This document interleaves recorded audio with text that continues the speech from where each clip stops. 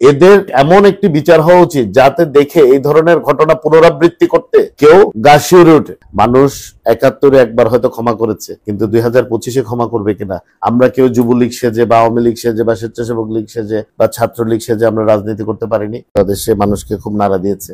একটি হলো গতকালের যে ভাঙ্গারের ঘটনা এবং যে নৃশংসভাবে এক মসজিদের ইমামকে হত্যা করা হয়েছে। এই দুটো ঘটনায় বাংলাদেশে মানুষকে মারাত্মক পীড়া দিয়েছে এবং আমি মনে করি অপরাধ যেই দলেরই হোক না কেন, এখানে হয়তো অনেকে যুবদলকে একটু দায়ী করার চেষ্টা করছে এবং কোনো কিছু প্রমাণিত না হওয়া সত্ত্বেও যুবদলের পক্ষ থেকে এবং দলের পক্ষ থেকে ওই অভিযুক্ত যে তাদেরকে আজীবনের জন্য দলের পক্ষ থেকে বহিষ্কার করা হয়েছে এবং আইনি পদক্ষেপ নেওয়ার জন্য রাষ্ট্রের প্রতি আহ্বান জানানো হয়েছে। একইভাবে যে ইমাম হত্যা হলো সেখানেও জামাত শিবিরের কর্মীদের একদম ভিডিও পাওয়া গেছে, ওনাদের মনে হয় কোনো একটা ইউনিটের আহ্বায়ক বিল্লাল বা কিছু নাম, তো ওনারা কোনো ব্যবস্থা নিয়েছেন কিনা আমি জানি না, যদি না নিয়ে থাকে অবশ্যই নেওয়া উচিত। যেটা আমি বলতে চাচ্ছি সেটা হলো প্রায় একটি ঘটনা সংঘটিত হয়েছে ২০ থেকে ৩০ মিনিট সময় ব্যাপ্তি তার ছিল। তো বাংলাদেশে তো তাহলে মনে হচ্ছে কোনো আইন শৃঙ্খলা রক্ষাকারী বাহিনী নেই, কারণ একটি ঘটনা দিবালোকে হচ্ছে, জনসমক্ষে হচ্ছে, জনসমাগমের মাঝে হচ্ছে, কিন্তু ল এনফোর্সমেন্ট এজেন্সির কোনো মুভমেন্ট নাই। সরকার এই দিকে মনোনিবেশ করা উচিত।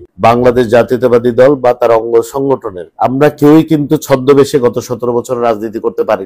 আমাদের দলের ব্যানারেই এই স্বৈরাচার হাসিনার বিরুদ্ধে আমাদের আন্দোলন সংগ্রাম চালিয়ে যেতে হয়েছে। বিগত দিনে যারা এই ছদ্মবেশে রাজনীতি করেছে তারাই হঠাৎ করে এখন অতিরিক্ত আবেগ দেখাতে চাচ্ছেন এবং দেশকে একটি অস্থিতিশীলতার মধ্যে নিতে চাচ্ছেন। মানুষ ৭১ একবার হয়তো ক্ষমা করেছে, কিন্তু ২০২৫ ক্ষমা করবে কিনা সেদিকটাও আমাদের ভেবে দেখতে হবে এবং সেদিক দিয়ে আমাদের সতর্ক থাকতে হবে যে দেশ বিরোধী চক্র এখনো বাংলাদেশে সক্রিয় আছে। জনগণকে সাথে নিয়ে এই সকল চক্রান্ত আমরা ইনশাল্লাহ মোকাবেলা করব।